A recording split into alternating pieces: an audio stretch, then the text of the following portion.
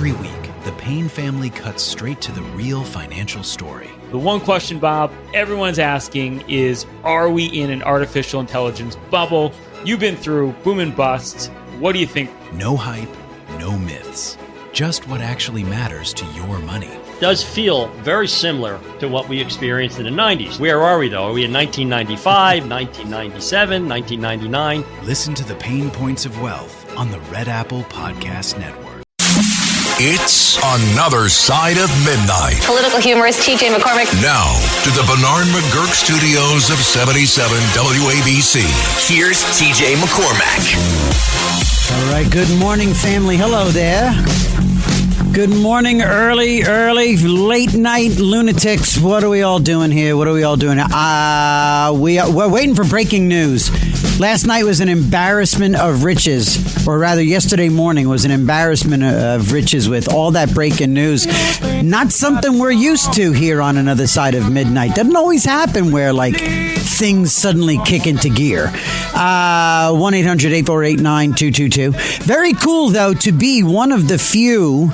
I haven't really quite taken an inventory of the other live, and I consider us live and local. Everywhere we are, we're live and local. Broadcasting out of New York City is one thing, but we are, and this is the brilliance of Mr. Katsimatidis here and Chad Lopez and everybody that runs this fantastic, magnificent flagship 77 WABC, the biggest and the best and the baddest and the most awesome and most famous talk station.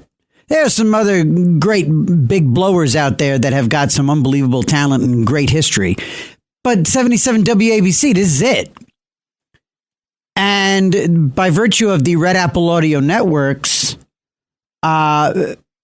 Mr. Katz is dedicated to live and local. And again, in this day and age where it's so much automation and beautiful dulcet toned radio dudes and women reading liners on their recliners. I didn't know I'd be rhyming this morning.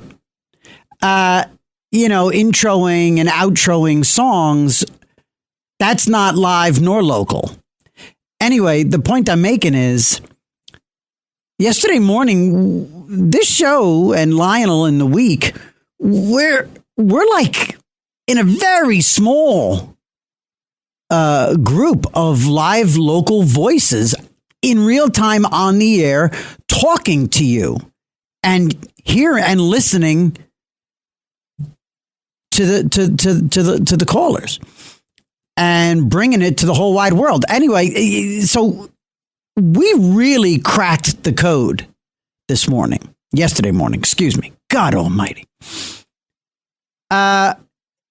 We were just as you and I were discussing yesterday morning, that so went the conversation all day long Saturday.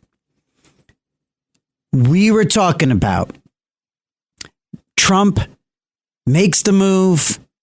What side? Democrats waking up back against the wall, having to once again be on the wrong side of an 80-20 issue. Now, in this case, maybe it's 70-30. I don't think it's all the way to 60-40. Absolutely could not be. Maybe 70-30 issue that this was a good thing to do, taking out Maduro. Taking him out, making a move, taking a decisive move. Because, but again, we were talking about, okay, if you're MAGA, does this work for you? Is this a MAGA move for you? Is it interventionist? Is it stay home? Is it making America great again? Is it making America safe? Is it making America prosperous? I think yes, and yes. And so our discussion in the morning, as the news was unfolding out of Venezuela, and we just kept delivering it to you, and you kept delivering to us your opinions. And all day Saturday. Your thoughts, your opinions, our thoughts and opinions right here are exactly what drove the conversation all day long. And so, you know, good for you, good for us. We did what live and local radio is supposed to do. And it was just great. And so, sure enough, those Democrats and leftists just simply cannot get out of their own way. But at one point on Saturday, Mamdani, this was great for those of us here in New York. Over the course of about 40 minutes, Mamdani, your favorite new leftist, our own little Maduro right here. And boy, if he could, he would. If he could, he would be that guy. This guy is a little Islamo-fascist version of a banana republic dictator. Just wants to nationalize, government stores, government-run transportation. Just take it and give it, and with no regard for the consequences, tax the rich, and live like a king.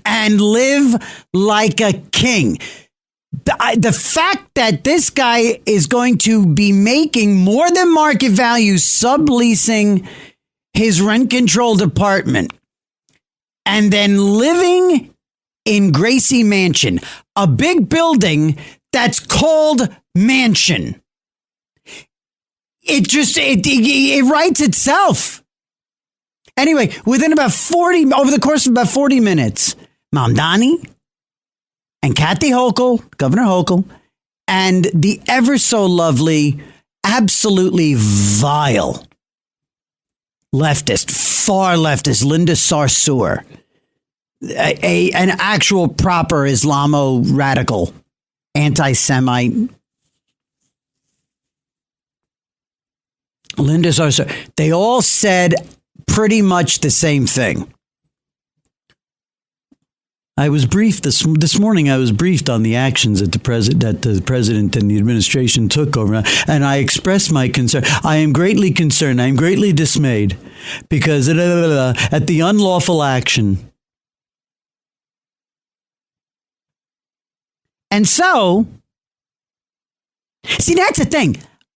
I remember there was a time, and it was like 10 minutes ago, when there were certain things that would just drop dead. There were certain things in America that would just drop dead, stipulated to. There was no gray area. Sun rises in the east, sets in the west. Dictators are bad. I mean, that was a word that you grew up with. And, dictator was bad. It was just a drop dead issue. There was no wiggle room. There was no gray area. I remember 10 minutes ago in America when dictators were universally rejected by everyone. And sure enough, all day today, you had Democrats lining up. And if they weren't actually defending Maduro, they were condemning the process by which our guy removed a bad guy that 10 minutes ago on the American timeline, it would have been, there would have been Democrats that would have, they would have just sort of grudgingly given some sort of credit, a tip of the hat. I wish he would have told us, that would have been about it. It would be good to know. It would have been good to have been tipped off ahead of time. That would have been about the extent of the critique 10 minutes ago on the American timeline. But in today's America, and by the way, too, don't forget, this entire situation the move they made and the man and his wife that they made the move against, and the people that are being saved, the country that has been basically taken hostage for decades. All of this is a living, breathing definition of what Trump and his administration are not. And this guy and his wife and that country are exactly what the Democrats accuse falsely Trump of doing and being. Trump has been at every turn since he took office in 2017. He has been checked and balanced to the teeth. The guy has been run through, and I'm not, forget the false prosecution and persecution. Forget that. Forget what happened after he left office the first time. But throughout his entire first term and now consistently in the second term, he is constantly being bumped and knocked and prodded and poked and challenged and checked and balanced all over the place. This court, that judge, this commission, that this panel, this committee, all over the place. Checks and balances, checks and balances. He has been kept in line like every other president. This guy is not a runaway train of fascism. This guy is not a threat. You cannot call a guy who just propelled an entire country towards away from on the trajectory away from being a banana republic dictatorship towards democracy. You cannot anymore accuse this guy of being a threat to democracy while he is proactively delivering democracy unto an oppressed people. It's over, it's done.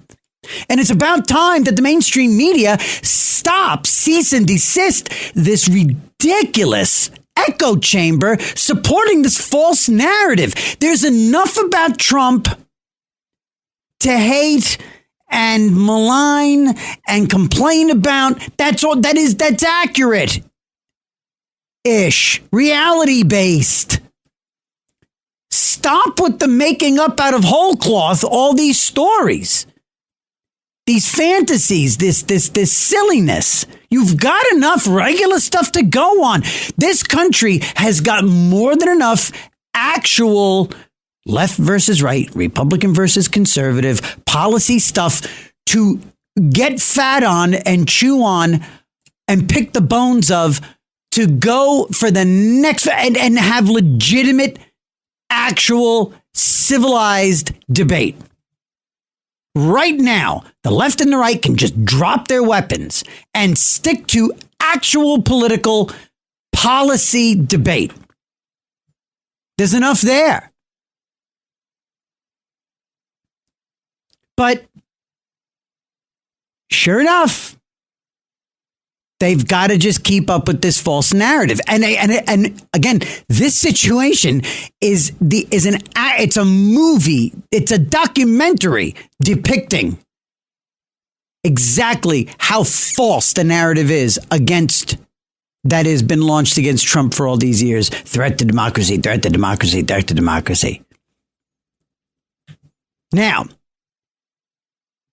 did the president knock it out of the park yesterday morning? Yes, with this action, absolutely knocked it out of the park. Yesterday morning at 11 a.m., and we're going to take a quick break.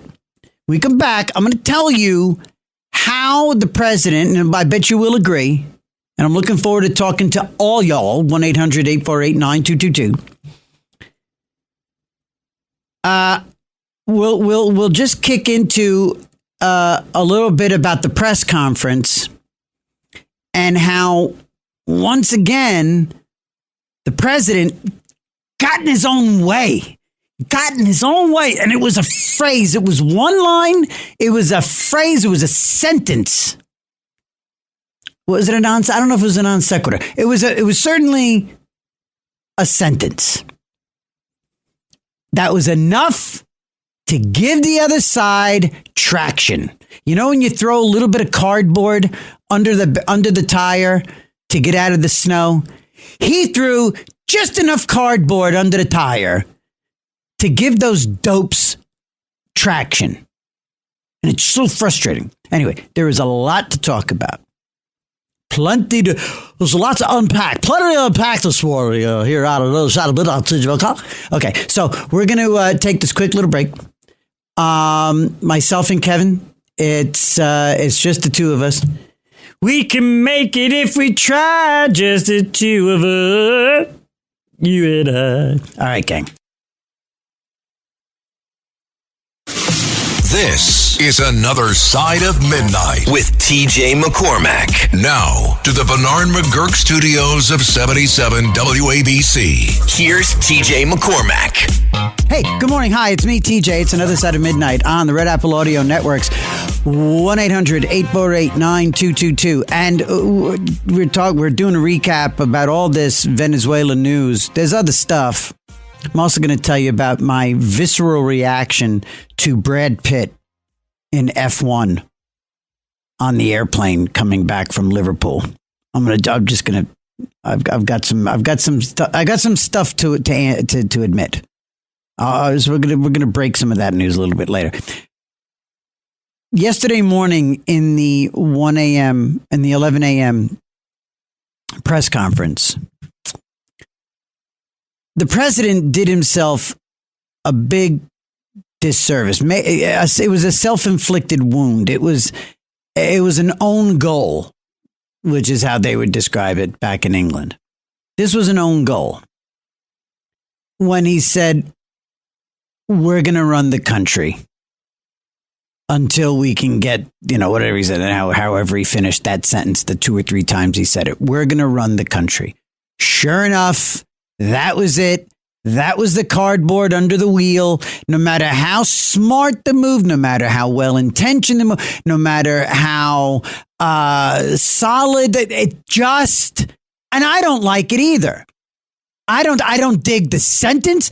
As a guy who's done political comms over the years and written press releases and come up with phrases and debate prep and how do you hit a guy here? How do you hit that woman there? What do you do? What do you say?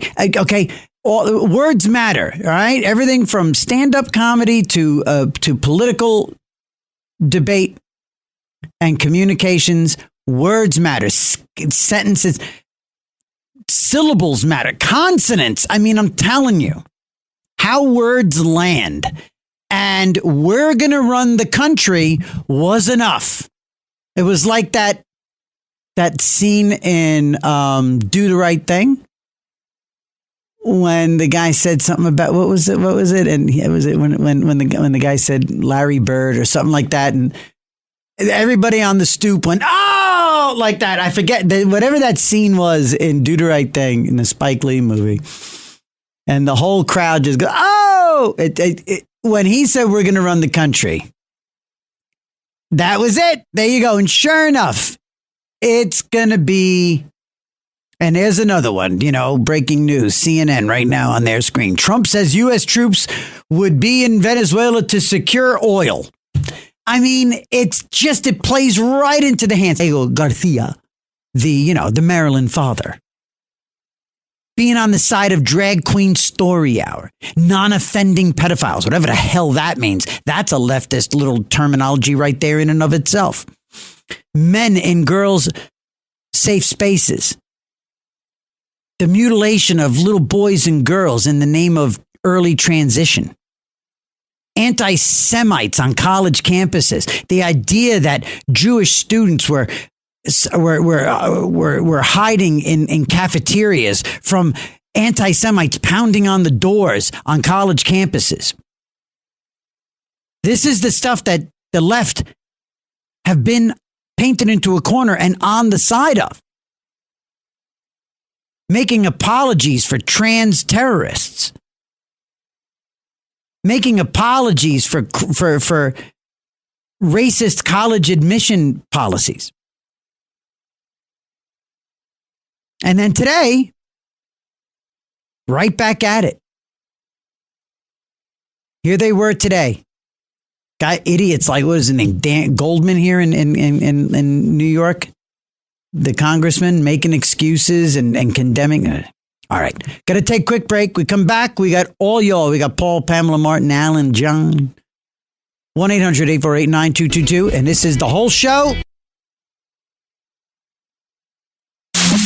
It's Another Side of Midnight. Political humorist TJ McCormick. Now, to the Bernard McGurk studios of 77 WABC.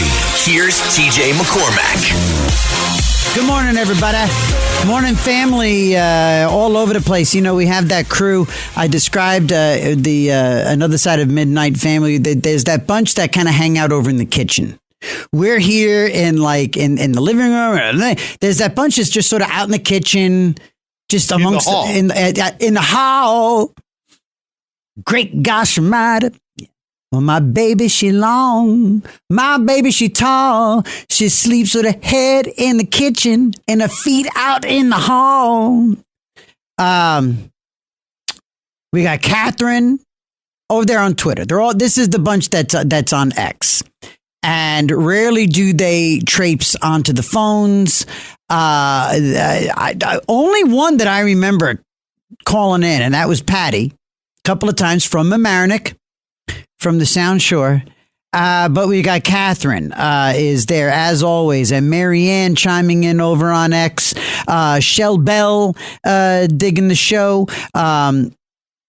Marianne saying she was thinking the same thing about Zoran would exactly be like Maduro, even worse if he could. Says he's a devil. Sick that he's the mayor of New York. Absolutely. Thank you, Catherine, who agrees. It's a huge benefit that our show is live. It totally beats the daylights out of automated radio or infomercials. Thank you, thank you, thank you. Ed Foreman contributing an interesting thought here. And I agree. Ed and I are actually on the same page. He said, TJ, isn't that what we did when we did with Japan? We ran Japan until they could run themselves. We didn't take them over. We could have been the United States of Europe and Japan, but we gave them their autonomy back, set the government back up. This is what we're going to do with Venezuela. Yes, absolutely. And I totally dig it. And I get it. Ed, and you and I are on the same page. I just think, speaking of page, we need to put the right words on the page and just pray to the Lord, sweet feathery Jesus, that Donald Trump sticks to what's on the page. I know somebody in that comms office can do a much better job of saying we're going to run the country until we can put it on its face. Whatever. Something better than we're going to run the country. It's just that. It was fodder for them all day. It put an arrow in their quiver. Okay, again, British term, it was an own goal. We just don't need that self-inflicted. Whatever. Again, look, this in the big picture is a big win. It's going to be a big win. A little bit of semantics here and there is not going to undo it. But we have to really, really articulate. All right. So when we come back from the top of the hour news, we're going to have John, we're going to have Paul, we got Pamela, Martin, Alan, everybody's there. The whole family here on Another Side of Midnight. We continue to talk about this big win in Venezuela yesterday morning and this fascinating news cycle that we're all witness to. Maduro, God, he's right here. He's ready. He's right down the street.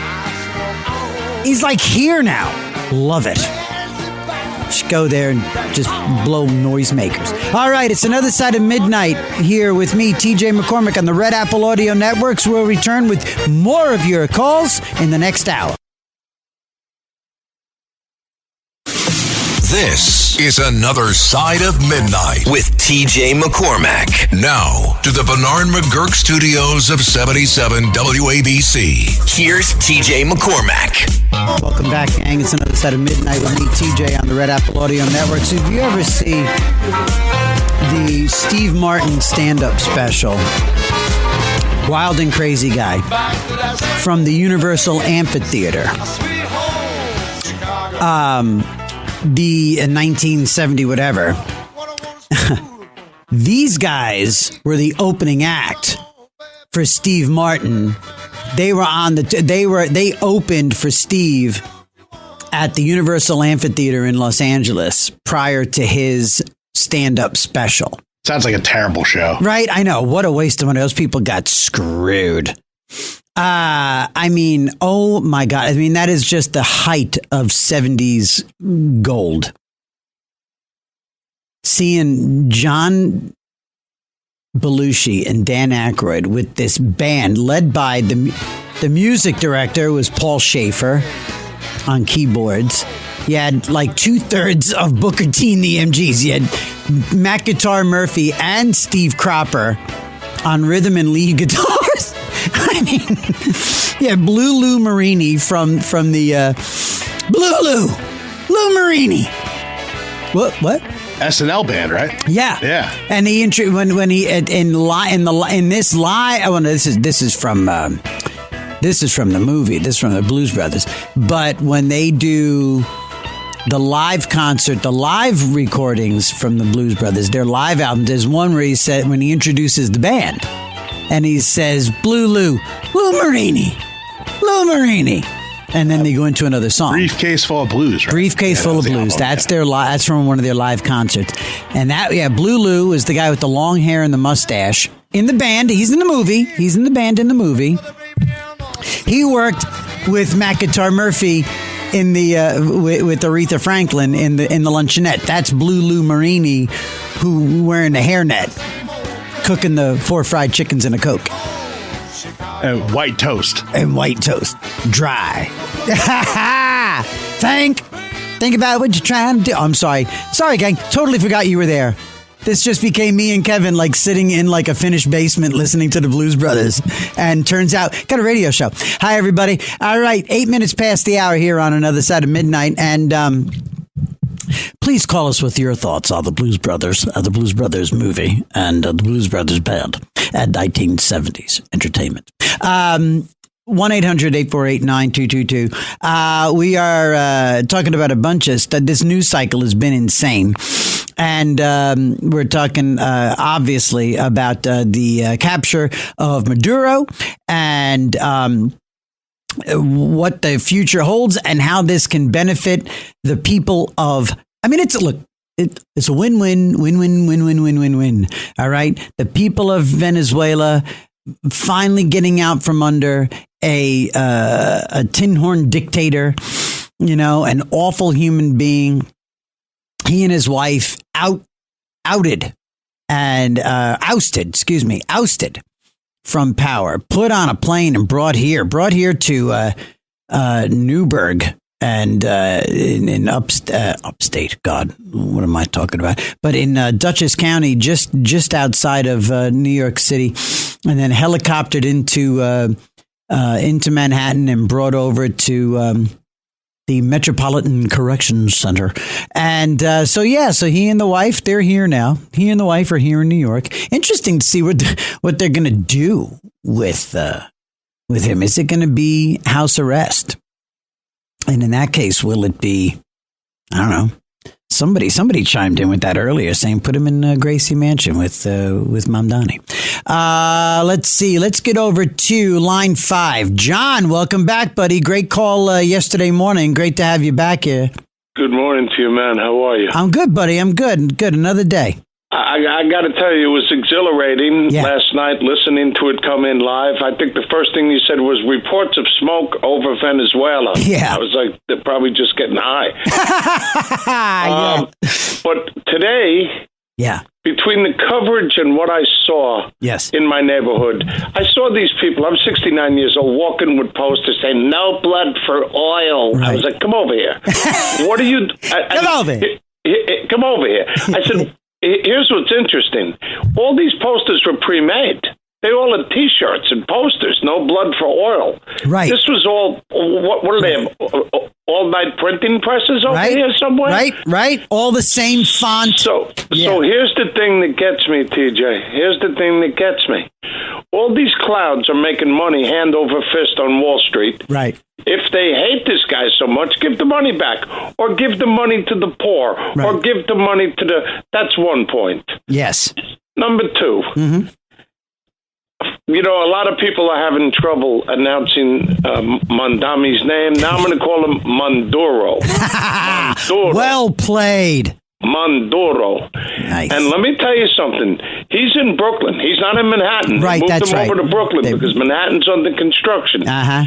Don't be surprised if they find some old merry pranksters, Ken Kesey bus, and Hakeem Jeffries, Brad Lander, Letitia James, Monduro, Hochul. They go. What if this is my mind is crazy. Go, baby. What if this is a laid trap for Monduro, for Mondami, to think, because Mondami's out there today, Trump, he broke the law to get the national, you know, he's the guy who's going to face down Netanyahu. Right. What if he goes over and lets Maduro and his wife out, like you just said? What if he says, I'm the mayor of New York, and I'm not allowing this? Right. And this is going to get very interesting. I wonder, now this is under the Southern District, so it's federal, so this is not, what's his name? They have no respect for federal. Listen, they don't even know how to spell federal. I mean, now the guy that I think is suspect today, I was watching Rubio. That dude was so nervous. He was looking left. He was looking right. He was looking up. He was looking down. He was like a meter. And then way on the end was this guy, Stephen Miller, who's like this evil little dude. Yeah. Who I think wrote what, you know, because Trump looked like he was up all night. Yep. I don't know where this guy sleeps. Yeah. And he was reading from something. Like, he wasn't in the moment just going bada bing, bada like bing, bada normal, bang. like normal, except for when, again, he kind of stepped in it with, I just didn't like the clunky, we're going to run the country. It just, you know what I mean? But you know what the problem is? Because I have friends from Venezuela.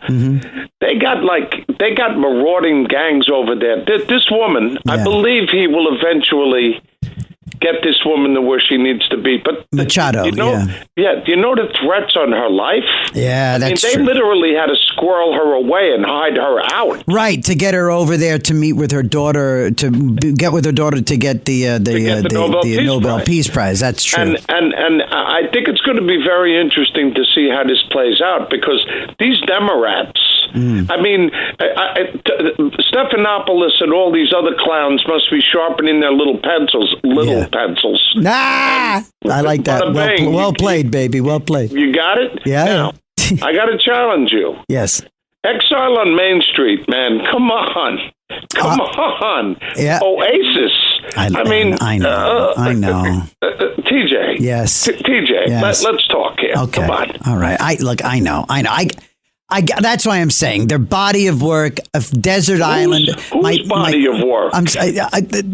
Rolling Stones. You mean the Glimmer Twins? The Glimmer Twins. Yes. Keith and Mick. I gotta say, body of work. Memory Motel. Come on, man. I know. Goathead Soup. I know. I mean, honestly, between the buttons. I could live on a diet for the rest of my life of bitch, happy, and honky tonk women. Honestly, if that was a 4-song playlist, I could live on that for the rest of my life. I'd have to put a little Jimi Hendrix in there too, but I'm just saying, yeah, of course, and McCartney and the Beatles, of course, but. Why does it always have to be, if you were on a desert island, what would be the one album? Couldn't you have a milk crate full of albums? It would be nice. But drama. You got to have drama there, John. You mean drama? Drama. You got to have drama. And I'd have to, I don't know. And if I had to pick a vice, I can't. Obviously, I'm sober until I die. But God Almighty, if they could make cigarettes healthy, oh God, I'd be smoking again. You know, it's interesting you bring up sober. Christ. Today, what I was watching, yes, I thought to myself today, God, I could this kill is the Marlboro. last. This is the last piece of lysergic acid left in my system that just broke off into my bloodstream because it was like watching a motion picture directed by Salvador Dali. Wow. And not Frank Capra. Well, I love Frank Capra. Did you have a Capra moment today at all? I did. I went up into Times Square and I watched this. Oh, the protests. I watched this protest and I was like, come here. Come over here. Get over. I want to ask you something. Yeah. Come here. Come here. I want to ask you something. Where do you live? Yeah. What are you doing? What do you know? You twisted, wrinkled old leftist. Yeah, with Birkenstocks in 20-degree weather. In 20-degree weather, with like purple socks and like a long, skinny ponytail down their back. Yeah. Singing Bonanza, but no hair on top. I was like, how's that possible? Right? This is trippy. Now, did you know my friend Dan Vitale? Dan Vitale? Is he a comic? Comedian, yeah. God, I think I do. Or did. Did he pass away? You said, he passed away. He passed away. He had a great line. He was a guy who battled with the substances, man. And he went up to the great St. Christopher's Inn, which has helped so many people. Yes, St. Christopher's. That's up in Bear Mountain. Bear Mountain. Yeah, it's just over the bridge. Yes, St. And when he got there, he walked in and he finally surrendered to get there. Good. And it's run by the friars, you know. Yep. And they run a pretty clean deal there as long as you're willing to go along with it. And when he walked in, because he was a little bit acerbic, he said to the guy, we have our moments. Towards the end, we kicking and screaming, yes. Well, no, every other day. You can't wait till the end. You have to frappe it in, you know? Frappe. He said to the guy, what are you? The guy said, I'm a friar. And Dan Franciscan, said, I prefer a roaster. Oh, God. All right, that's a good one. I prefer. I'll be here through the weekend. John, try the ribs. One of these days, we got one of these weekends. We got to have you come in. We got to have you come in. Yeah, it'd be cool. I'd like to talk. It'd be cool to have you come in, talk film, talk some stuff, talk recovery. We'll do it on a Saturday morning. Do you want me to give my number off the air, or how do you want to do this?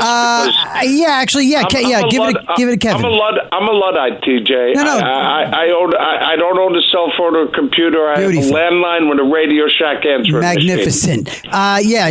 Matter of fact, give it to Kevin. He's going to pick you up now. All right, brother. All right, dude. Love you, brother. Have a good night. Good morning. Good day.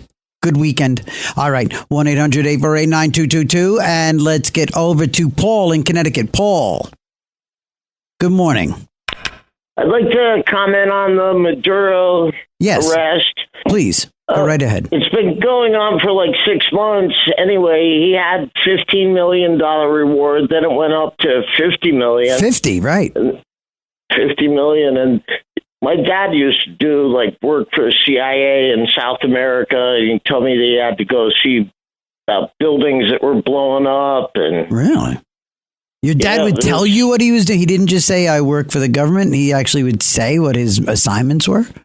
Well, not all the time. A lot of times he'd just say he was going south. I'd have to pick him up at in Miami at the airport when he'd be coming back. But most of the time he wouldn't tell me. One time I had to dispose of some, there were photographs from these cartels in Colombia. Really? Dumped acetone all over all this stuff when he was closing down his shop. But oh my God! Wow! It can be very dangerous. He had to put us out in the islands in the Bahamas, somewhere safe.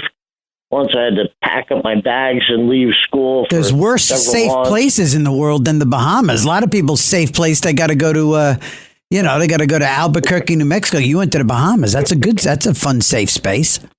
It was nice. They had dolphins at the hotel. I gotta say that was nice. It was nice. We were hiding out from the death squads and we were swimming with the dolphins. There were stingrays.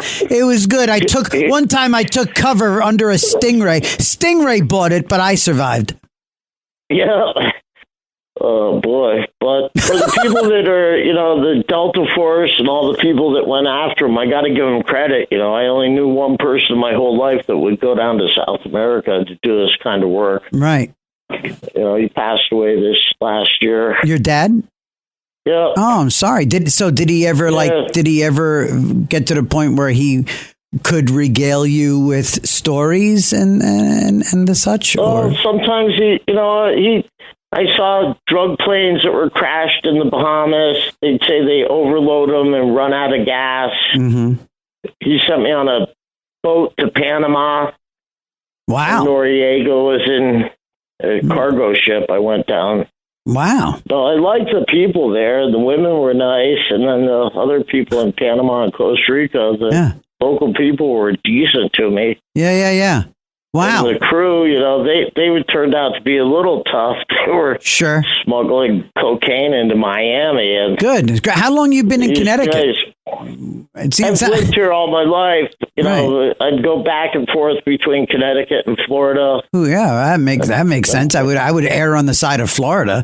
What? How you doing? By the way, you and I talk recovery a lot, don't we? We have. How have you been doing? Not that it's any of my business, but I'm just going to ask you on the air. It's nice to talk to you. I've been drinking some, and I got to try to get back with it again, probably detox again. We got to go back to the detox. Paulie, ooch. You got to detox again? I think so. It's getting close. I could maybe do it on my own if I got some medicine 2 months ago. from the hospital. 2 months ago, you got that medicine and they gave you everything you need. Come on, you know how to do this. I know I did. I was able to go 90 days. It's tough. It is, but you did 90. That's the toughest, buddy. You got to do meetings in those 90 days, buddy. Yeah, I think I got to step it up a little after this. Yeah. Holidays. The holidays.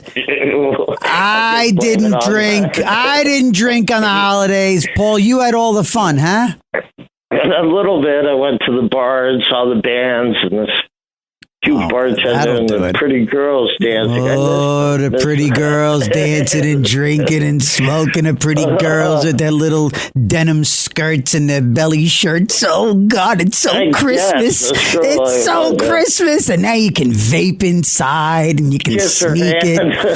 Oh, Paul, you're making it. Oh, my God, they say people, places, and things. You're all of them in one phone call. You. Oh, my God. All right, thank you, Paulie. Hey, listen, get back on that wagon, dude. I want you around. 1-800-848-9222. I got to take a quick break. I tell you what, man. You know what, man? I miss so much. There is so much great drinking to be done. You know what my wife enjoys? Kevin, have you ever had this Screwball whiskey, the peanut butter flavored whiskey? No. I'm telling you, man, that with a mouthful of jelly. Yeah, I mean, it sounds great and all, but the hangover in the morning with all that sugar. Oh, my God. Well, that's like back in the day when I like peanut butter too much to have that. Because then you have peanut butter the next day. With a jelly chaser. And it all rushes back to you. And you're like, no, what am I doing? It's like back when you would drink copious amounts of all kinds of alcohol. Then you do one shot of Goldschlager or one shot of, what's that stuff with the ram, with the deer? Fireball? No, the deer on the green stuff. Oh, oh my goodness. The bottle has a I know it's German. It's oh man, I'm for crying out loud! It's harsh. Jägermeister. You do one shot of Jägermeister. You wake up the next day. You go, it was that Jaeger. Yeah, it was. You had like 49 beers, but it's like that. I wonder what it was. Was it the thing that was 100% sugar?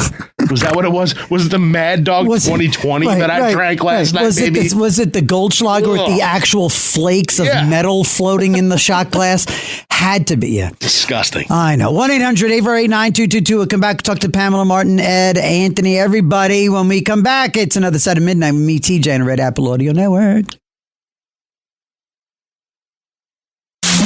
It's another side of midnight. Political humorist TJ McCormick. Now to the Bernard McGurk studios of 77 WABC.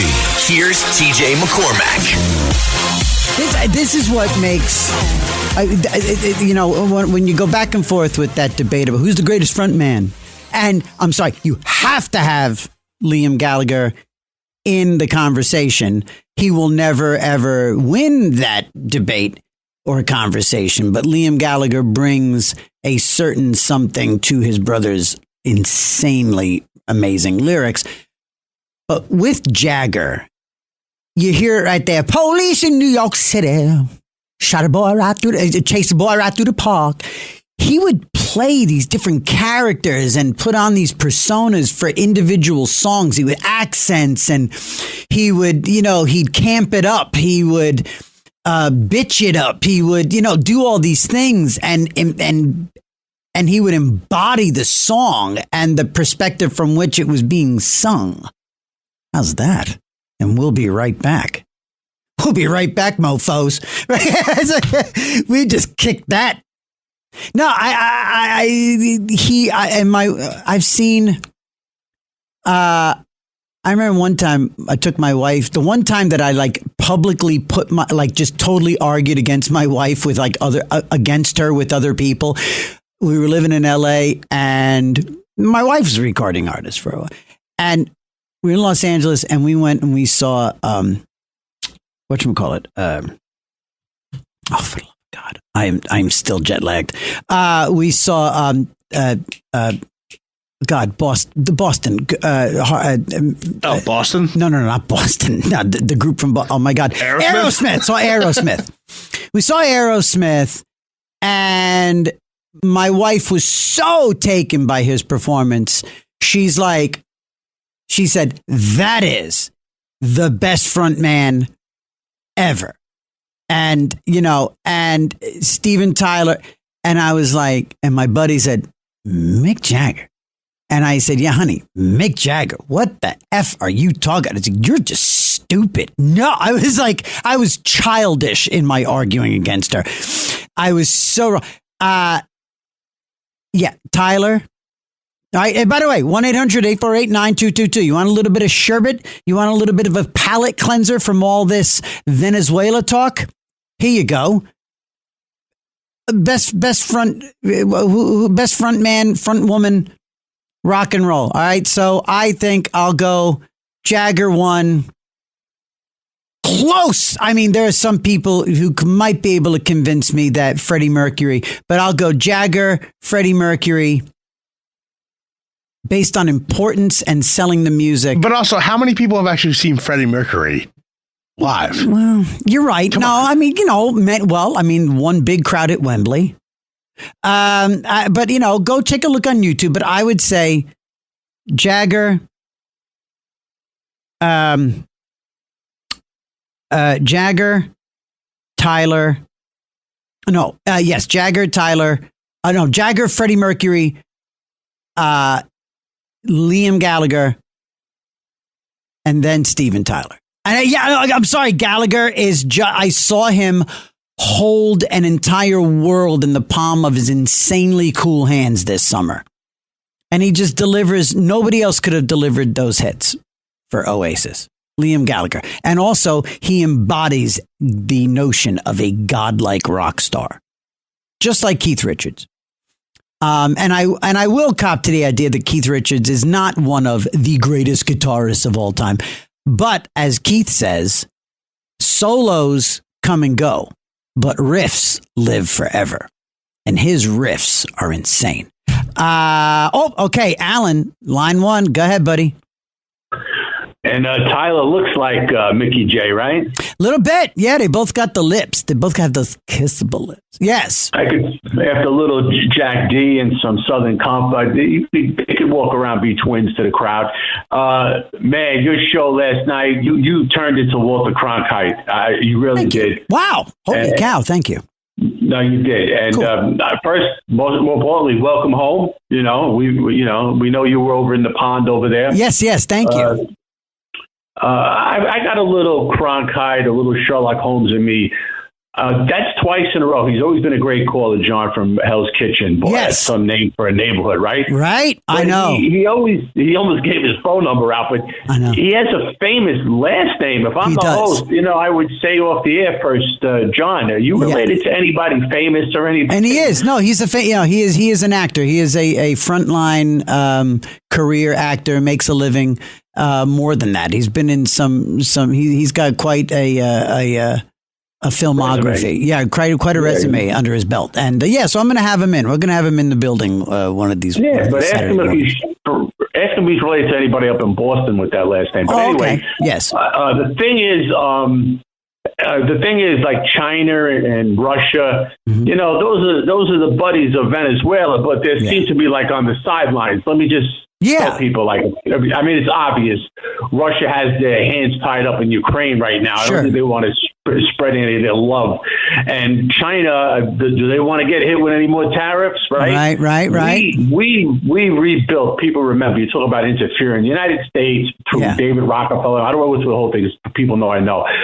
We rebuilt Russia in the 70s. There was nothing there. Mm-hmm. I talked to people who went there. The department stores had like nothing in it. They didn't even have a door to go in. It was just open. Right. There was nothing in there. And we used to do the big giant grain sales to Russia to feed them. They couldn't even feed themselves. Right. We bailed them out. And that also created inflation. The United States in the 70s never talked about, but then again, you know, you got me calling in. And China, let's face it. China, let's face the facts. Before we went in there with all our companies and everything, you know what the yearly income for a Chinese family was?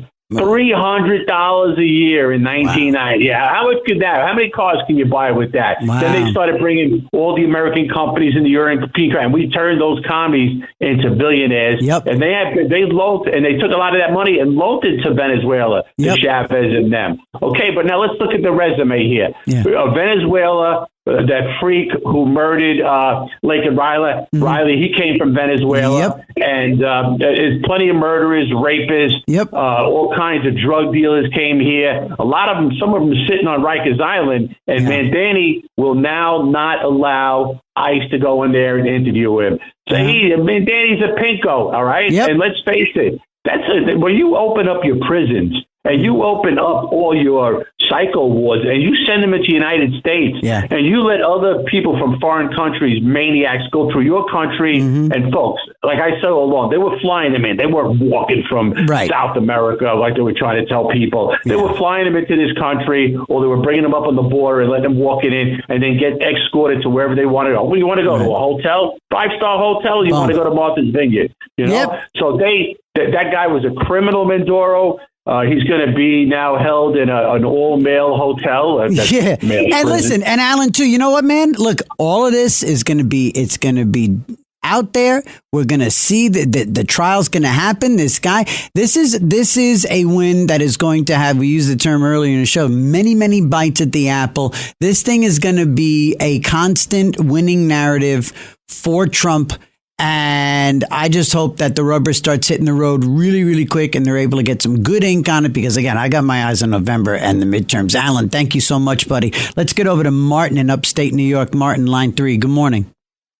Good morning. Hey there. What's up, buddy? Hey, man. Hey. How you doing, TJ? All right. Thank you for taking my call. Of course. Thanks for hanging in there for so long. I appreciate it. Yeah. I didn't hear you mention Midnight Rambler or talking about. Can't you hear me knocking, dude? Can't you hear me knocking? Can't hear. I of the two. I got it. You know what? Can't you hear me knocking? That is I think that's Keith's greatest opening riff. Was Mick Taylor on that? Wait. Wait a minute. Is that Mick Taylor with the opening riff, or is that Keith? The opening. I think it's mainly a Mick Taylor thing. Really? Yeah, that's what I've heard. I don't know. I never actually. I don't actually so know. Keith. I gotta be honest. I don't actually. No. Okay. All right. All right. So yes. So you were saying you were saying that the left would have criticized. They would have found something, no matter how perfect Trump articulated. I think that was kind of. Yeah. That was my. Whatever Trump does, it doesn't matter what he does. To them, it doesn't matter. It's Trump. So if he says the sky is blue, they'll say the sky is red or something. Right, you know, it doesn't matter what he says or does. Yeah.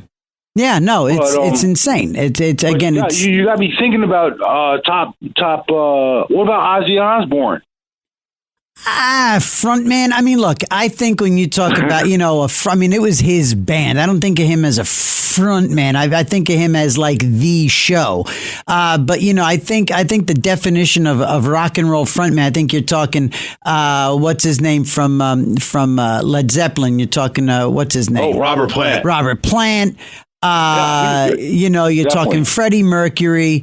Freddie Mercury's great. And I think also due to his, way untimely early death, somewhat underrated these days. But I think, who else? Who else is like, I guess it is a very finite list of like David Lee Roth. David Lee Roth, Steven Tyler, David Lee Roth. That is the only. He was better, in my opinion. He was better than Sammy Hagar. Sammy Hagar, Drive 55. Get that. Look, you can't have a little goofy afro, curly hair mop like that and be a cool. No, you can't. No. David Lee Roth was much better. David Lee Roth, and it's amazing how he went from like, that guy defines like, groupie magnet. And now you watch these videos of him out there doing these shows in like, Reno, Nevada in the afternoon. He's doing like afternoon outdoor concerts at like Eisenhower Park on Long Island, and like that kind of thing. And he's like the uncoolest dude on the planet. Right? He's just so not cool. But how about Glenn Danzig with the Misfits?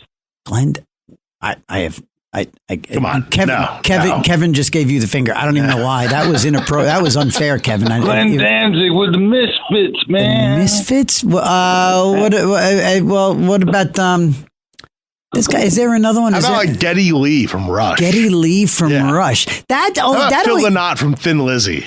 Oh, okay, now you're showing. How about Mark Knopfler, Dire Straits? You are such a radio guy. Mark Knopfler. Okay. Nah. I'm trying to think. Who else from? Well, where do you think about what do you guys think about me putting Liam Gallagher in the conversation?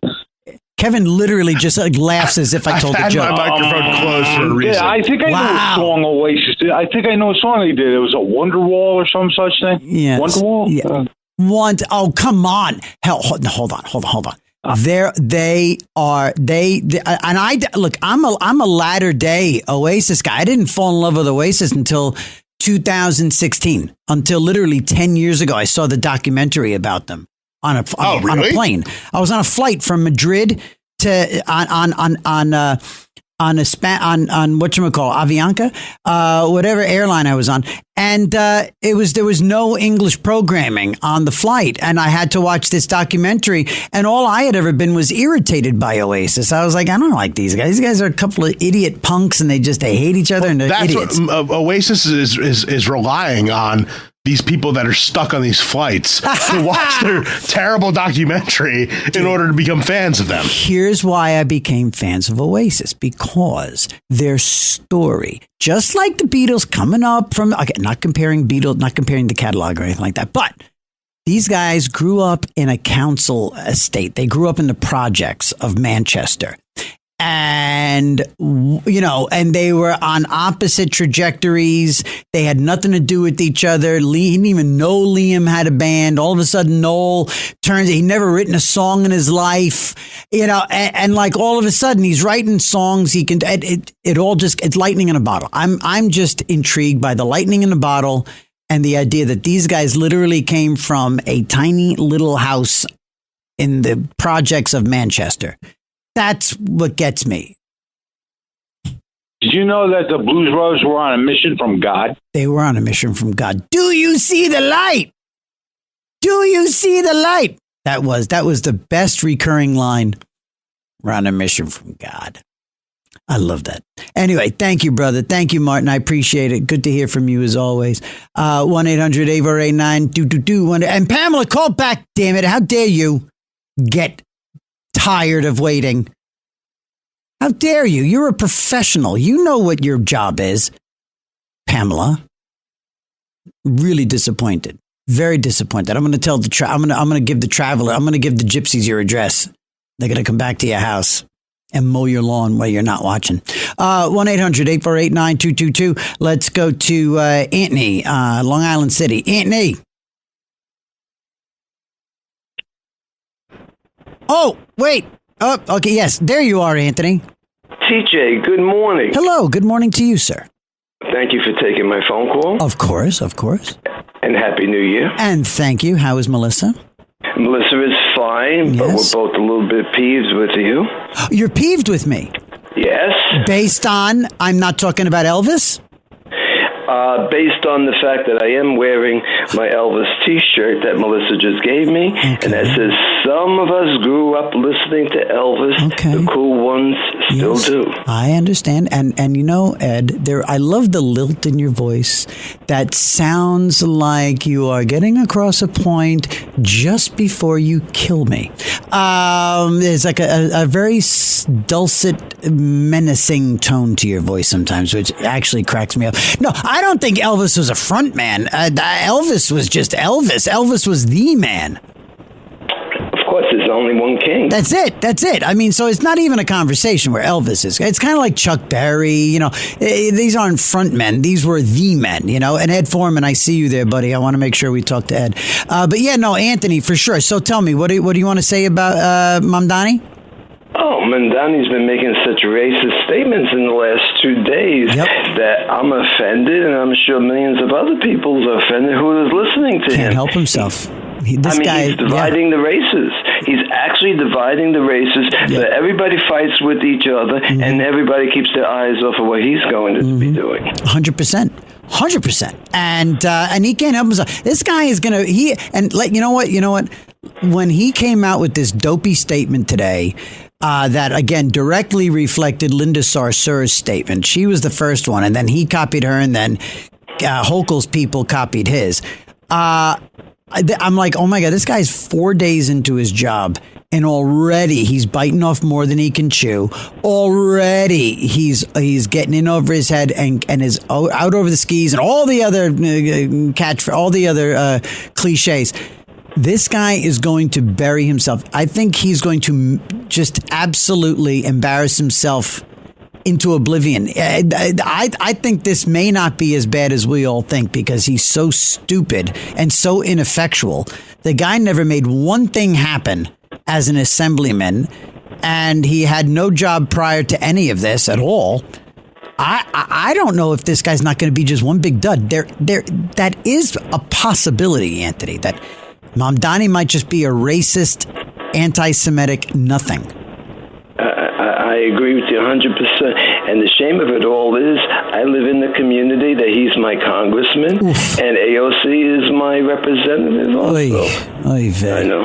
Anthony. And Generis is no peach of a king. Generis, please. Generis. Anthony, I got to run. Tell Melissa I send my love, and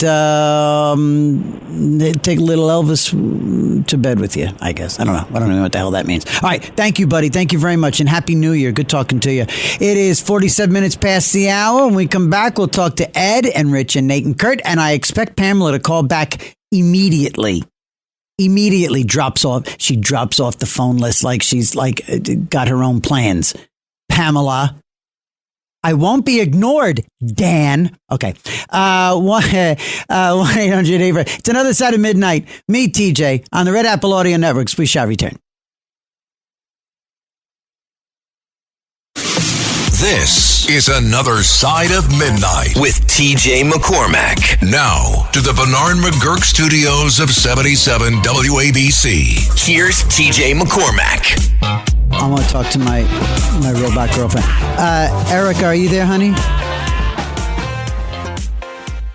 Yes, I'm here. Hi, What's honey. up? Not much, baby. I missed you. Hey, so listen. Okay, do you think that I could make it on a desert island listening only to the Rolling Stones? Do you like the Rolling Stones, honey? That's an interesting question. The Rolling Stones have a vast catalogue, so you'd have plenty of music.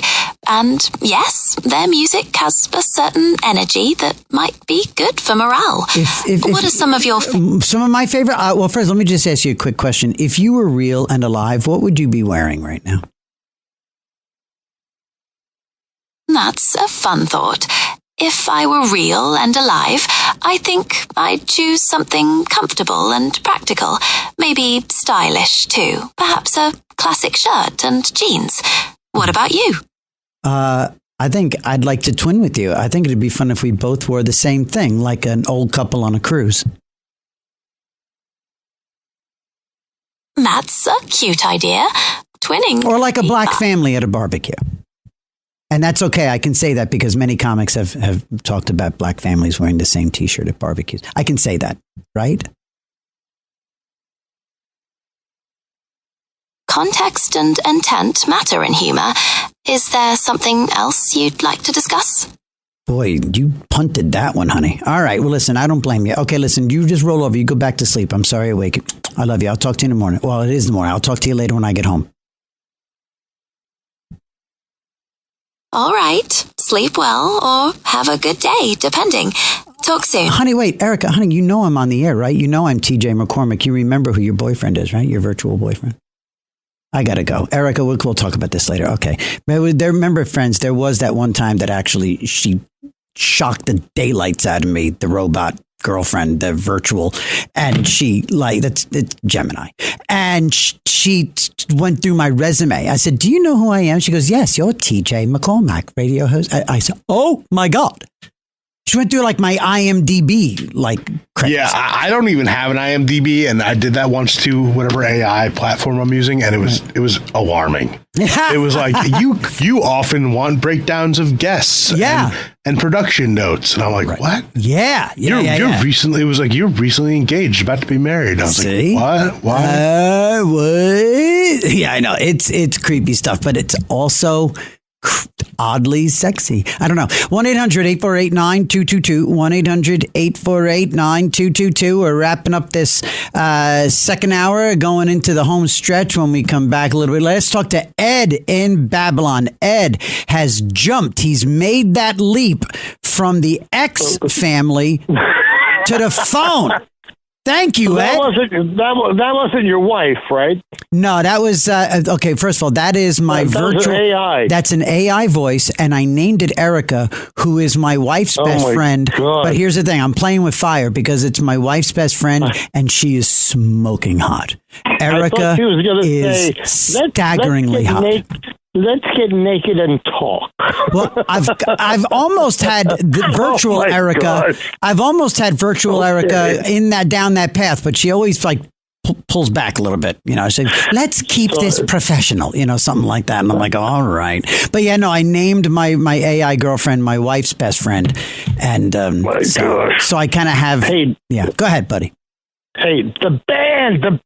We got to get the band back together and Mick Jagger never ages. Ever. I already texted my good friend John Catsimatidis. Yes. Are you listening to TJ? TJ, I didn't know who you were before. Oh. You were like on a Coney Island roller coaster and saying everything right about Donald Trump and into Japan what we did. Yeah.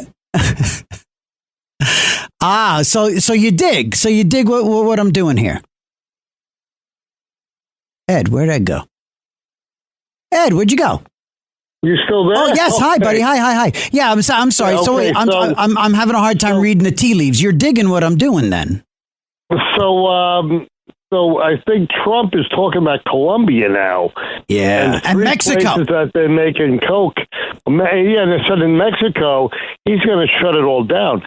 The only thing I talked to Catsimatidis today, is like everything we get into the country, we check with sniffing dogs, x-rays, everything else. But the U.S. Post Office inside the country checks nothing. You can send a kilo of cocaine through the mail. And this is the way the drugs are happening in America. But I want you to keep on doing. And that's why the stamps keep on going up because they don't fund their own retirement. I know, it's ridiculous. I'm sorry. Get back to your compliment. You're about to compliment me. Thank you. compliment you. That sounded like you were going to say to keep doing what I'm doing. You did a little bit of Lionel before. I did. Yes. He's a genius. He's a legend. Great. He's a legend. But he's a legend, but you're moderate. And you talk to people, you give them time, and you really, I told John Katz, you really do a good job. Oh, thank you. I'm really grateful for that. Appreciate you. No, it's mutual, and I'm grateful, and that means more than I can actually express. Yeah. And thank you, buddy. No, really, thank you, and thank you for making the leap. Thanks for being there on Twitter and for coming over here to the phone. I appreciate it. Yeah, well, absolutely. Okay. All right, dude. Thank you for the kind words. Have a great rest of your Sunday. Make it a great day. You know why? Why, baby? Because you deserve it. Hey, thank you, pal. Okay. The band. Happy New Year. The band to you, pal. God bless. Okay, there goes Ed in Babylon. Very, very cool. Babylon, you got a Joe Piscopo show Sundays with Sinatra. Yeah, okay. 1-800-848-9222. Pamela is absolutely disappointed the living diggity daylights out of me. I am so disappointed that Pamela zippity doodad. She always hangs in there. Listen to this. Listen to that. This song just goes on and on, like Midnight Rambler. That Midnight Rambler, man. I think that live recording is from Madison Square Garden. I think there's a live recording of Midnight Rambler that I'm pretty damn sure is from the Garden in like 1978 or something. So you know what? That's an interesting conversation. I got to get to, at some point in the next hour, I got to tell you guys about my existential experience. Is that accurate? My spiritual experience with Brad Pitt on the flight back from the UK. It's something of an unburdening. I'm going to unburden myself with some acknowledgement. And we'll keep talking Venezuela and Maduro and where the hell was Machado and anything else you want to talk about in the next hour, the final hour, as we come down the stretch. It's Another Side of Midnight. Political humorist TJ McCormick. Now, to the Bernard McGurk studios of 77 WABC. Here's TJ McCormick. On the Red Apple Audio Networks, my name is TJ McCormick. This is Another Side of Midnight. It's Sunday morning. It is January 4th, and it's 6 minutes past the hour. And we are talking about a whole bunch of stuff. We're definitely, absolutely wrapping ourselves in this past 24 hours of news cycle. Yesterday morning, we were blessed with breaking news, something that we're just really not very used to here on Another Side of Midnight. The world is generally asleep in terms of the news cycle, and we don't really get the opportunity to play that sounder. That in and of itself was really fun to play the sounder, the breaking news. That was fun. Sorry, I've used the radio terminology when I say sounder. And I don't want to leave her waiting any longer because she listened to my begging, and Pamela came back. And call back. So here, line 2. Let's go to Pamela in New Jersey. Good morning, my love. Welcome back. How dare you? Yeah, the travelers got to me.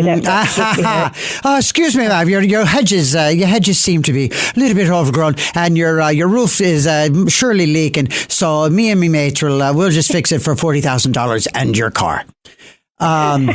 Exactly. Very good. Very good. Yeah, I have an excuse. I was defrosting and cutting up chicken cutlets.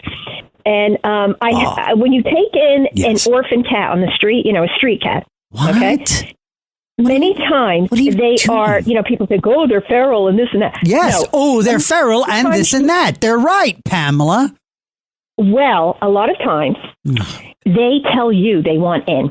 Yeah. I mean, this cat wanted in a year and a half ago. I used to see him on and off.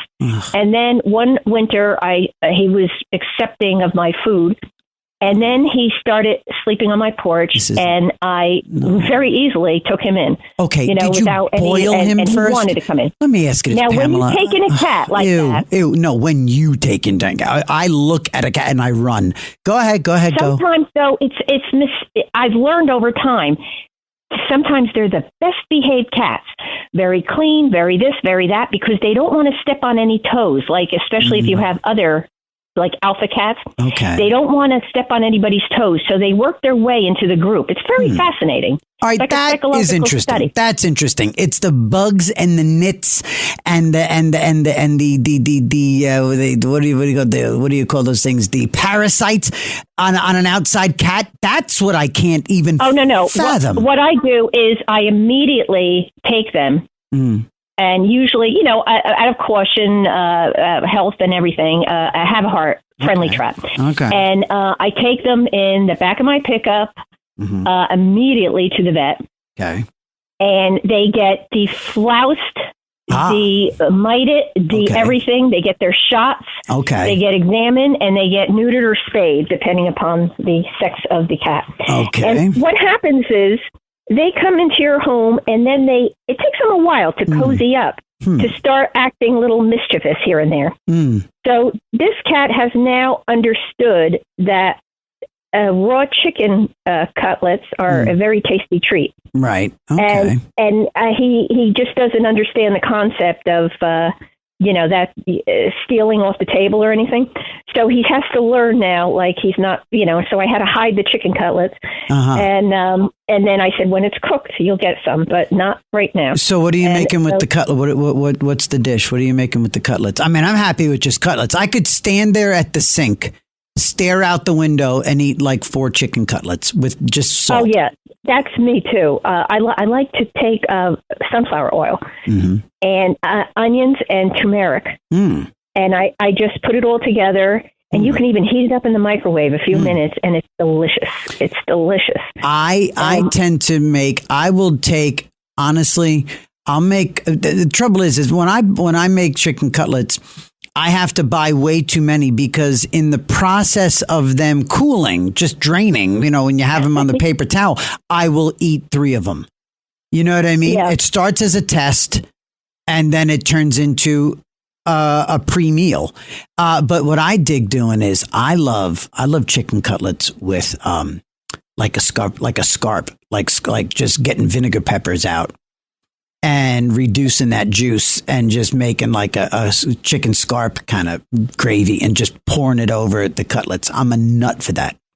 Oh, that's good too. And it's true. You have to, like I say to myself, no, Pam, you're going to have this for lunch and this for dinner. Right. 1 cutlet and these are skinless, like the thin of course. ones. Oh, yeah, no, of course. So they cook faster. Yes. So you can eat them faster. Yep. And then, of course, I always abuse that rule. And I end up eating, a cutlet and a half. Oh. And then another cutlet and a half. No, I will eat 3 flipping cutlets.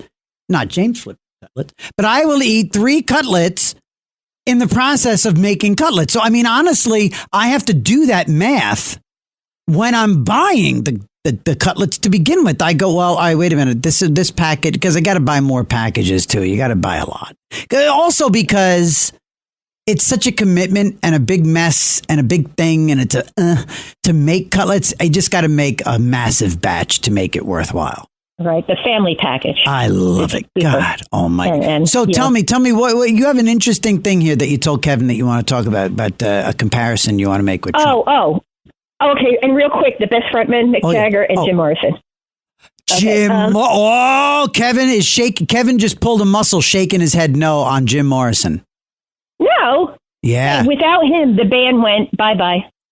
Okay, wait. Kevin's like, obviously. Hold on. Kevin wants to chime in. I was like, okay. Jim Morrison's like a guy you meet in Bushwick, Brooklyn, at 4 a.m. and had too much wine, and he thinks he's a prophetic wearing a pirate shirt and a cool exactly, belt. Yeah, he comes with the thing of cherry wine in his purse, and he's I'm going to tell you what it is. No, I'm sorry. No, he's got a great voice. Well, I don't like the high part of him. It's a shame that he did that to himself. Yeah. But he knew how to push it. You know that hairdo he has? Yes. That's no cheap hairdo. That's like something J. Sebring or Vidal Sassoon created in the 60s. That was no like, oh, I'm going to the barber and get my hair cut. That was, he knew that was he cultivated. Was that was a cultivated look. Exactly. And it worked. Yeah, you know, did. I mean, from a female perspective, it worked. And the guy was talented. And I'm not saying his band members were totally talented. Yeah. And just, followed his lead and everything. And they did lyrics too and everything. They were totally talented. And it's a shame that because of his addictions, death, that they disappeared too. It's a shame. But as far as a front man, oh, come on. And you know what? While we're at it, and you talked about somebody who died, now, and she wasn't part of a band. She's kind of like Elvis, and and whatever. She's not a front woman for a band, but Janis Joplin. Talk about a heartbreak. Talk about. I mean, there was a great in the last 5 years. They did a real definitive documentary about Janis. And it was crushing to know everything that she was dealing with, all the depression. You want to hear a super sad story about her? Because I love her music. Sure. I just absolutely love her. Yeah. Okay. In Texas, especially during that time that she was a little girl and growing up, Texas was really into their cheerleaders and the good-looking girls, and I mean, big time. Yeah. So she was always humiliated because she had a different look. Yeah, and she had bad acne, I think, too. And it really killed her. So what she did was, when she became famous, she said, "Well, now they'll like me. Yeah. They've got to like me. Right. You know, you still want that." And she went back home. And they still ignored her because Texas, as we saw in Easy Rider, parts of the world were not accepting of the hippie scene at all. Yeah. Even if you were talented, they were not accepting of it. And that kind of really messed with her, too. I'm not saying it's their total reason. But of course, it informed her heart-tugging ballads because there was this truly sad side of her. But there was an unbelievable effusive joy that she would clearly feel and embody when she was singing the right songs and feeling it and loving it. And so she was capable of great joy that was normally buried under terrible sadness. And when that joy broke out, oh my Lord, me and Bobby McGee, oh my God. Written by Chris Christopherson. Yeah. Mm-hmm. Yeah, when she was dating him, he gave her that song, and boy, was that a smart move. My God, she was incredible. I wore out her CD listening to it. I wore it out. Yeah, she's the best. So the comparison. Yes, ma'am. Real quick. Sure. For those of us who are old enough and who know history, there was a president that took over for Nixon until Carter got voted in by the name of Ford. And they would make fun of him for tripping. He was kind of a klutz. Sure. And he would hit a golf ball and it would hit people. Yes. And so I think Trump is the verbal version of a wrecking ball. And I was hoping after the Venezuela event that he would just kind of hide away for a while, go back to Mar-a-Lago and not say a word. Me too. And I was waiting for his press conference at 11. And then I hear he's already been on Fox News. Yeah. And, my rule of thumb is, especially when I taught special ed, the less you say, the better. You don't confuse people. Absolutely. The less you say. Absolutely. Don't confuse people. And he broke that rule. That's it. And he does regularly, and he gets in his own way, and he distracts from all the great news. And it's his MO. It's what he does. And I say it with admiration and respect and everything else and affection for this guy.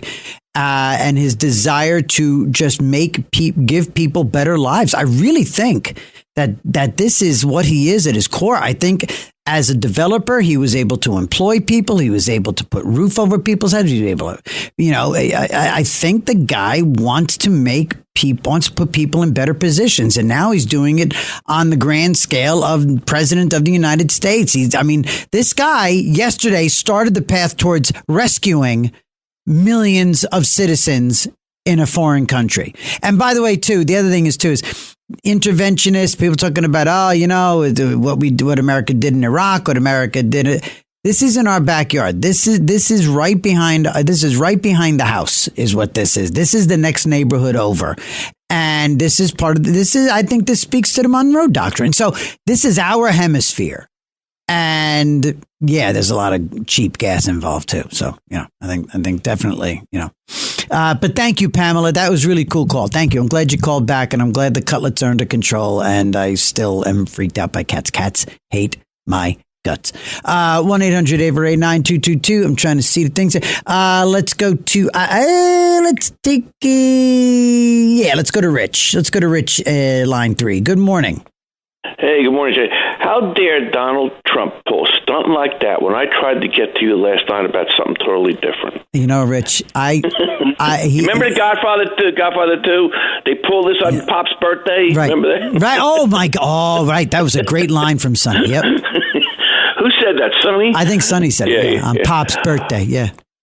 Oh, the reason I called is I saw the movie Sung Blue. Oh, okay. I'm a Neil fan, but anyway, Sure. Hugh Jackson plays Mike, and he's an alcoholic. I think you and your overly above average looking wife would enjoy the movie. All right. So, wait. So this movie is not about. Jackson plays Mike. He's the Neil Diamond interpreter, not. Oh, he's like a tribute. But I thought it was a movie about Neil Diamond. No, him and his wife, and then Kate Jackson. I don't want to give it away, but check it out. Okay, all right, I will. Thank you. Okay, one more thing. Yes, sir. Every year, me and my buddies from Lyndhurst get together at a luncheonette, and my one friend says, I got a boat. I got a house down the shore with a boat. I go skiing in Colorado. He goes, I just want to be in love. And my other friend says, I want that too. Just don't tell my wife. Hey, that'll like to do, Mr. Martin. Well done, Rich. Thank you. How are the raccoons? With raccoon. Oh, yeah. Yeah. Check out the movie. I will, I promise. Thank you, buddy. Bye, Rich. Okay. All right, let's get to that break. It is 20 past the hour here on Another Side of Midnight. And when we come back, I'll bring you in on my Brad Pitt experience. And then we will continue the phones. We'll get to Kurt. You've been hanging in there for a while. We'll get to everybody else. And you, 1-800-848-9222. Another Side of Midnight on Red Apple Audio Networks. This is Another Side of Midnight with TJ McCormack. Now to the Bernard McGurk studios of 77 WABC. Here's TJ McCormack. Good morning, gang. Hello there, family. Welcome back. It's 25 minutes past the hour. Thank you, Kevin. Kevin is flying solo with me, holding down the phones and the board and everything else. And thank you.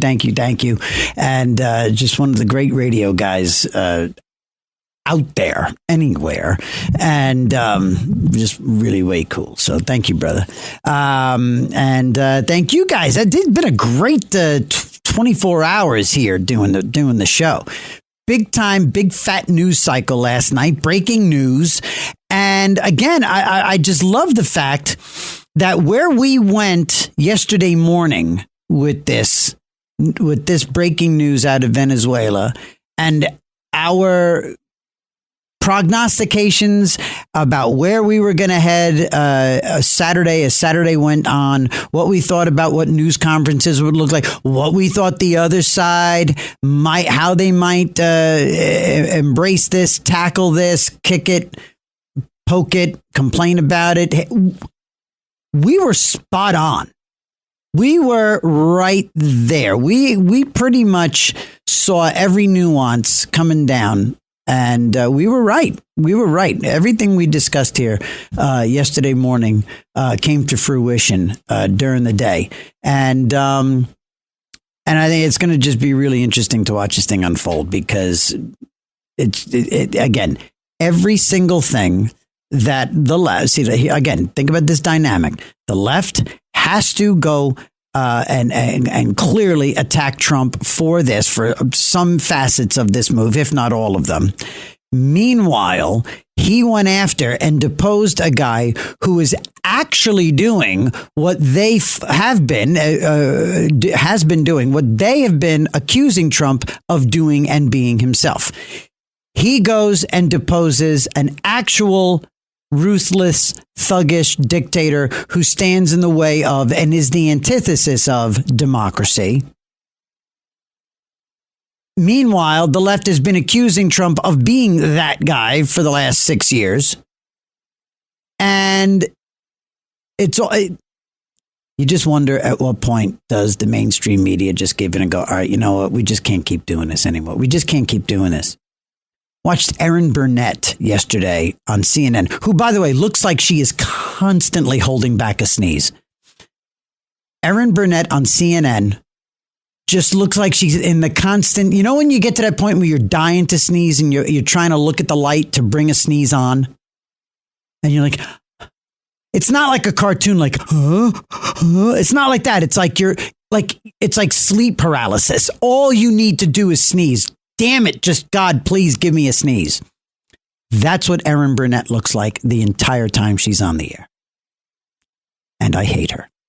1-800-848-9222. And so just real quick, coming back from the UK, I was on Aer Lingus. We fly in and out of Manchester because it's up north in the UK, and Liverpool, where we were broadcasting from, that's the northwest of England, and that's where Manchester is. That's the airport. It's easier than flying into London. And so there's only like 2 airlines that service nonstop JFK to Manchester. One of them is Aer Lingus. I'm a Mick. I'm a drunk. I'm an alcoholic. It's my natural environment, so we take Aer Lingus. Do you make that joke? Which joke? It's called Aer Lingus. What? The airline is called Aer Lingus. That's funny. Yeah. Well, that funny? It is funny. Okay, thank you. I just want to point out that it funny. is. And there's also, if you had left that alone, I couldn't live. But with there's myself. there's also like Lingus.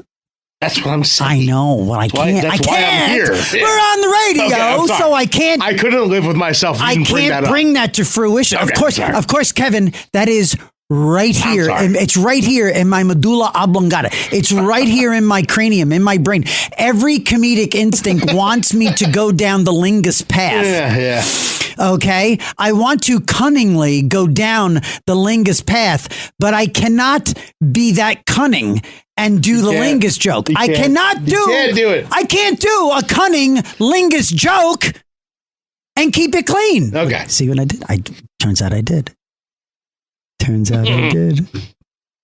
Might as well jump. Okay. So anyway, I'm on Aer Lingus, and I have been, and I did myself a disservice by watching a big screen movie on a little tiny, like, seat back screen on an airplane. I watched F1. And if you F1, you gotta, a cunning Lingus joke is the only kind of Lingus joke that you can make. I'm just going back over that one more time because I'm really proud of myself. F1 was magnificent. It's just like Maverick, the remake of Maverick. Well, that was Maverick, right? That was that was not remake. I'm sorry. That was the sequel. The sequel of Top Gun was Maverick. And it was cliche laden. Yeah. Every cliche in the book, it's kind of like the Uber action film, at kind of like Die Hard was. Every break, it was. F1 is exactly the same thing. Well, I watched Maverick on an airplane the first time I watched it. Okay. And again, another big screen film. Of course, yeah. I really only watch these big screen films when I get them for free on an airplane. And I go, this is my time to capitalize on the $20 ticket I would get. Yes. But I walked off the airplane and I thought I was cute. And I went to the pilot. I went, hey, by the way, if you had any trouble up there, I just watched that movie. So you could have called on, seat, F-21 and I would have been able to land this bird. Turns out this bird, I could have dropped this thing inverted, on a dime. I would have broken the hard deck. Yep. Using all the lingo. By the way, you know what's interesting? And I learned this when I was I'm a million miler with American Airlines based on my stand-up career. I only flew American because I was working cruise ships for a stretch there. And one thing I learned is that you can tell, so many of these pilots, a military pilot, and this would be something interesting to ask Greg Kelly about. is that you can tell a commercial pilot if he did time in the Navy or as a Navy pilot or at, you want to get that? As a Navy pilot or at, put that back on if she knew, or an Air Force pilot based on how much runway they use. And like if you're on a plane and your pilot drops it like it's like, you know, a third of the way down the runway really hard, just bam. That's probably a Navy pilot because of landing on carriers. Yeah. And if your guy like hovers over and just touches it, and you don't even know you're on the ground, Air Force pilot. But which one is it? Is it JFK or LaGuardia where you're like, you're pulling in and you're like, we're going to hit the water? LaGuardia. LaGuardia. And we're hitting the water. Right. That's it. Yep, we're over. It's over. Yep. And then you hit the runway and you're like, thank God. And I used to fly in and out of St. Martin Airport all the time. And that's one of those airports that's on like Instagram and TikTok. That's the one where people stand behind the jet and hold on to the fence and they get blown off. Like a woman died about 2 years ago because she sorry to laugh. No, because she deserved to. It's like in Wayne's World where they sit there on the hood of the car and watch it come through. Yeah, exactly. Yeah. Exactly. And they, but the thing is the reason that those jets do that is because they have to build, because there's a mountain facing, and when the wind is blowing towards that mountain, in from that mountain, that's how those planes have to go in that direction. So you literally go almost at like a 45, 50 degree angle sometimes going and then up. It's crazy. It's a go around, they call it. Well, no, in this case, it's a go up and over. There's a mountain facing the runway. So they got to go up and over. Brad Pitt in F1 is gorgeous. So I thought you were sitting next to Brad Pitt by happenstance on your way back from Europe, maybe. Nope. You were watching him on TV. I was sitting within Brad Pitt watching. He is so... Can I say GD this time of night? You can just say damn. Just say G-damn, maybe. He is so G-damn handsome. And it wasn't like... I think the best way I put it yesterday morning, when I just sort of teased this, was that it's not like this is like a coming out kind of thing. This is not like... This is like, okay, like they say, like a unisex t-shirt or a jacket, like, you know, it's just unisex. Anybody who, I really think that the attraction to Brad Pitt is unisex. I think everybody can just stipulate that he is so G-damn handsome that it played a part in how much I loved the film. I was charmed by him. His eyes danced. And his muscles and his abs and his everything told more of the story. It all contributed to how much I loved the film, to the extent that I tapped my wife. And you know, when you disturb somebody on a plane and like they're irritated because they have to take off their headphones and they go, what? You know, I tapped my wife, but we were sitting behind each other. It was a 2 and 2, wife, daughter, me, daughter. And so I reached between the seats and tapped my wife on the shoulder, like 2/3 of the way through. And I'm like, hey, Andy, I was like, honey, and she goes, what? And I tapped to the headphone and she goes, what? Like she was so irritated because I was asking for her attention in the flight. And I said, you have got to watch this film. Brad Pitt is absolutely intoxicating as this F1 driver. Honey, you are going to fall in. I was talking to my wife, like one of her, like Erica, her hot girlfriend. I was Erica. I was the hot girlfriend talking about how intoxicating Brad Pitt was in this addictive film. I was literally smitten with Brad Pitt throughout the entire film. He charmed me. And I'm not even being like funny talk radio guy about it. I mean, I'm just saying I have never had that kind of experience with the fella in a film.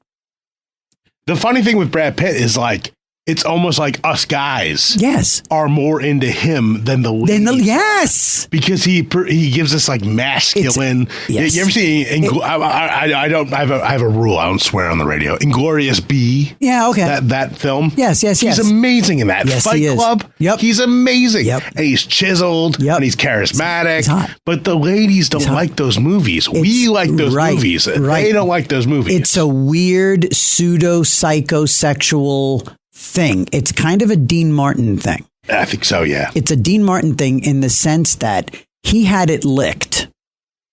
Which brings me back to the Dean Martin had it all because the women wanted to be with him, and the women wanted to be with him, and the fellas wanted to be his buddy. They wanted to hang out with him. Yeah. Guys wanted to be him, girls wanted to be with him. That was the thing. Yeah. Exactly. And I think there's a Brad Pitt thing going on there. Not so much Clooney. And I'll tell you why. I loathe Clooney because he wears his politics on his sleeve. Clooney, I'll give him the time of day because that jerk shoves his politics in my face. Brad Pitt, probably a liberal. Probably is a Hollywood liberal. I'm pretty sure he's on the record somewhere. But you got to think about these guys that are like not outright liberal. Mm-hmm. They might just be conservative. They're probably hiding it, and they probably cast their vote red every single time, and they just don't want to say it because it would just blackball them with the Hollywood elite. Wouldn't it not? And it would. Oh, I was blacklisted. For a guy who wasn't particularly like famous. I was somewhat, especially at the time, I was pretty well known in TV circles because I was sort of the flavor of the month for a while out in LA. I was kind of the everybody kind of put it this way. There was one really dorky producer who was like, I want to be in the TJ McCormick business. Okay. I love that. It's so tacky, but that's an example. So there was a stretch where I was really, I refer to as flavor of the month because it was definitely a fleeting thing. It didn't last forever, but there was a time. And during that time, word got out that I was a registered Republican. And that had an immediate impact on my career because. Were you in the politics business at this point though? I'll tell you how it happened. Yeah. And how did they find out? My manager was a bundler. Okay. So he was a big time Hollywood fundraiser for, what's his name? The guy, he was running with, he turned out to be the worst piece of garbage in the history. Harvey Weinstein. No. In politics, the guy who ran with Jeffrey Epstein. The guy who ran with John Kerry. Oh, there's a lot of them. Turns out, the guy who ran with John Kerry, he was a lawyer from North Carolina, Edwards. All right, John Edwards. And he was a bundler for him, and so a major Democrat player. I was shooting a series of game shows. Right, I was a celebrity panelist on game shows, and celebrity air quotes. And you know how you shoot like 5 days, a week's worth in a day. So we're in between like episode 4 and 5 of that day's shoot. And we're having lunch. And the conversation went to gun control because there were like 14 murders in LA over the course of 10 days. It was an insane streak. Wait, LA? Yeah, of all places. Really? Yeah, crazy. It was really, really weird. That's Los Angeles. Yes, okay. Los Angeles, Los Angeles. Odd. And so the conversation was about gun control, and what I said, look, if you start confiscating guns, they really basically the only people left with guns are going to be the bad guys and the government, and that's not like awesome. And this producer, who was the one who said, "Oh, it'll be the TJ McCormick business." I'm so glad I never said that. It's such a tacky line. I'm very glad. Although you have said it without saying it. Anyway, this person said, "Oh my God, you sound like a Republican." And I said, no, I'm a Republican. Like an idiot. I just said it out loud. And that went right to my manager, who was supposed to be my advocate, clearly, and was getting 20% of me for being in my advocate, ended up submarining several things that were supposed to happen for me. And do you know what I was supposed, I'm sorry, we're doing all this. Yeah. Do you know what what gig I got, but never got it because he took me out of the running for it? Tell me. I was supposed to be the next, and ultimately would have been the last, host of Talk Soup on E! Wow. That's a long-running entertainment show. I got that gig. It was a long, arduous audition process. Every comic in LA wanted it. I killed it. Multiple auditions, call back. Turns out I got it. My guy turned it down. Because on my behalf. About guns. This guy hated my guts. This guy submarined me. And I mean, it was actionable, and I didn't action. No action. But can you imagine? Then again, I probably wouldn't have met you. I'd still be in LA, and I'd be, Some things are left better, right? See? Now you're here. Brings us here. Exactly. Phase 2. Talk soup, talk schmoop. That's what everyone's saying that these days. Come on. Right? All the money, come on. Right. All that dough. 1-800-848-9222. And now I'm going to use Joaquin's twin German Shepherds to hunt down and find my former manager and shred him. Let's get very quickly, before we take a break, let's get to Steve in Manhattan. Steve, good morning. Line 5. How are you? All right, TJ, and you got to check your T levels there if you're looking at guys. But first of all, listen, I thought you said duck soup. Singular. I thought you, you could do a remake of Duck Soup with the Marx Brothers, Talk Soup. We got you here now. That's all that matters. Baby. That's let me just tell you something, TJ. Yes, sir. I'm banned from thousands of shows and thousands of stations. And if they ever came up to me and said, Steve, this is the deal we're going to make with you. You could go back to all those shows and all those stations under one condition.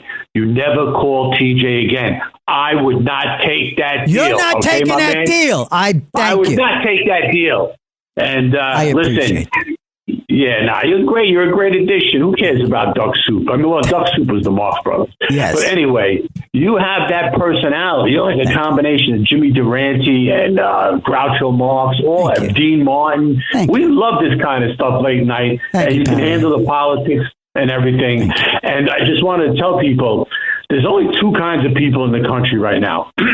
There are people who want to get rid of the 65 Immigration Act, and there are people who are spokesmen for the establishment who say, just come here legally. Yeah, we're going to absorb the whole world into the United States of America. and the thing is, didn't he start his campaign 60 years ago? Because I remember in New York City, the guys and the girls wearing the Che Guevara T-shirts. They would even use him as the tire cover on the Jeep. You'd see Che Guevara's mugshot all over the place. That was Curtis. So but there's no shortage of commies inside America. And I guess they were just also moving into New York to vote for this guy. But the problem is people have to realize, they try to brainwash you and say a bunch of college kids are going to vote for him. Yeah, right. That's what happened. 85% of his voters are foreign born. Okay, and that just shows you that people who come to this country, they might have lived under dictatorships and communism. They themselves might not want to live under communism, but they have no problem having you live under communism. Thank you, dude. Thank you, Steve. Thank you, buddy. Thank you for the kind words. Let's go quickly before we take our break. Let's jump over to let's talk to Joanne real quick. Let's talk about Keith Richards. You there, Joe, on line 3? Joanne. Hi. Hey. How are you? I'm good. Thank you. I'm a first-time caller. Awesome. Oh, welcome. That makes I'm sorry. I should have said something better than awesome. That was pathetic. Oh, thank you. Ugh, so my front man, wonderful. Mick Jagger. Yes. No question. Okay. And one of your callers called and said Mick Taylor was the guitar riff on Can't You Hear Me Knocking? Right. Definitely Keith Richards. Yes. However, a shout out to Mick Taylor. Mm-hmm. The guitar riffs on Time Waits for No One. Ooh, dig you. Uh-huh. Yeah, that's him. And amazing. And I love that song, the clock ticking at the end. Which one is that? Time? You mean Time Waits for No One? Time Waits for No One. Yeah. Oh, yes. Oh, 100%. Absolutely. Yes. Yeah. Joanne, well, I that's think cool. you're fantastic. Thank you. And I have insomnia, so I hear you every Saturday and Sunday morning. Joanne, let's not make this the last time, all right? Definitely don't be a stranger. Call in anytime. And to talk about anything, by the way, if you've been listening, you know that while we definitely have our topics and stuff, I love shifting gears when you guys drive that shift. So anytime you want to chime in about anything, by all means, call in, Joanne, okay? Well, one word on F1. I didn't see the movie, but I watched Formula One races all year long. Yep. And wow, those guys are, well, first of all, they're gorgeous, but they are all good-looking dudes. Yeah, Yes. My 14-year-old is into it. My daughter. Yeah. Oh, good. It's a great thing. I'd love for her to marry one. Get me my retirement. I know. And live in Monte Carlo. Right? Oh, Maron, what a life. What a life that's waiting for me if one of my girls could settle down with it. And that's another thing, too, by the way. F1, the movie, I learned a few nuances about Formula One racing, about the teamwork and some of that stuff. Lewis Hamilton was an executive producer on the film. So yes, I know that, and he's amazing. They're all amazing. What's the first race back? When does the season start again? Do you know? In March. March. Oh, good. Okay, March. So coming up. All right, excellent. Joanne, let's stay close, especially during F1 season. We'll talk.